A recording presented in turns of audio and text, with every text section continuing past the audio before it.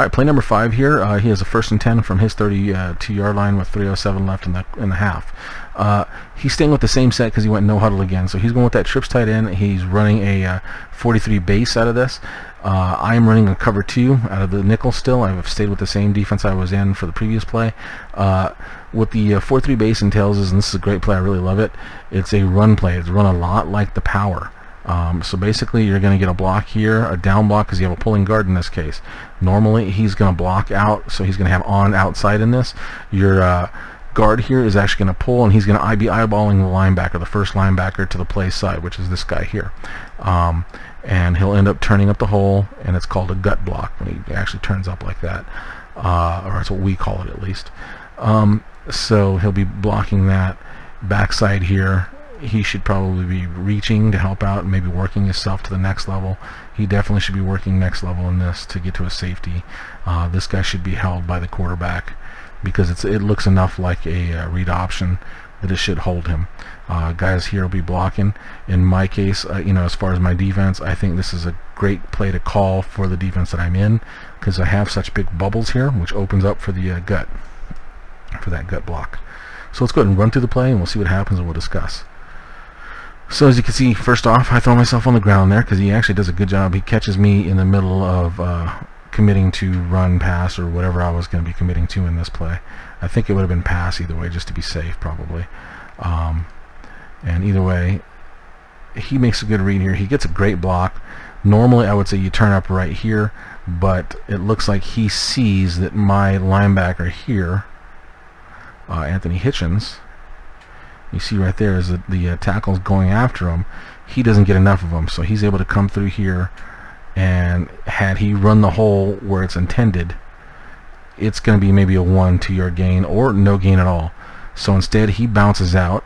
As you can see, I have my guy fall down like I said, and his receiver stays with him the whole way, right there, as you can see. Alright, so now I take over the safety here, and I get made to look like a fool.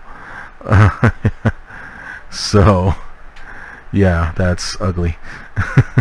So anyways, he gets himself a good 12 yards. So point wise, I have to give myself a 0 again. This is a 0 success for me as far as play success because he had the big one, and it was a run of over 10 yards, so that's a -1 actually.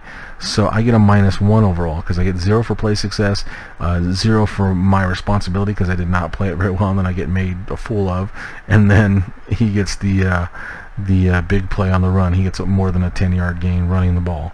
So we'll give him, or give myself, a -1 in this case. That would be a +1 for him, actually more, but so good on him in this case, bad on me. Alright, play number 6 here, guys. 1st and 10 from his 44-yard line, 2:52 left in the first half. He is in a U-trips week in this case. I'm guessing the U is because now you have the tight end off the line of scrimmage here. The play he's running looks to me like it is a play action ram fork, which basically entails an out and up here out of your X. Your tight end here is going to run, basically he's going to block and then release onto a seam route. Here normally you would get a bench or a corner route type play. In this case though, I believe he's running just a drag or a square in. And on the backside here you actually have what looks to be a deep post or possibly a dig look to it.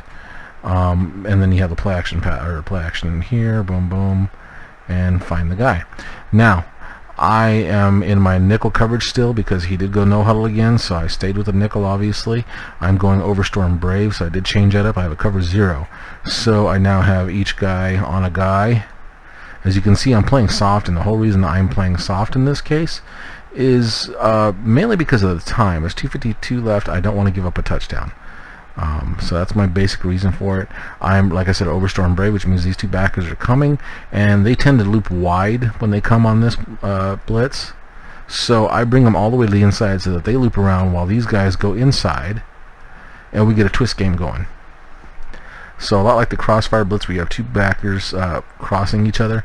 In this case, it's the lineman here and the backer here running a twister game.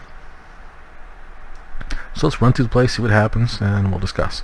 As far as what would be open, it's whatever gets open, guys. Whoever makes the break first and is able to beat their defender, and if they can get that done before I get pressure. And as you can see right there, they don't. I get the sack. Big loss there, so that's a big play for me. And as you can see, boom, boom. And there you go with that. You see he actually loops all the way around the outside of the end here in this case, which isn't a bad thing because obviously it opens him up, it frees him up. We're getting this double twist game. So he's posting here on him, he's coming inside here, comes all the way from the outside here, and it confuses the blocking obviously, and we are able to get pressure, get the sack. So in this case, let's see, where am I at? I'm using car. And yeah, I'm reading the back here, who would normally be my guy. Once I see it's a play action, I veer off because I see that crosser coming and I help out.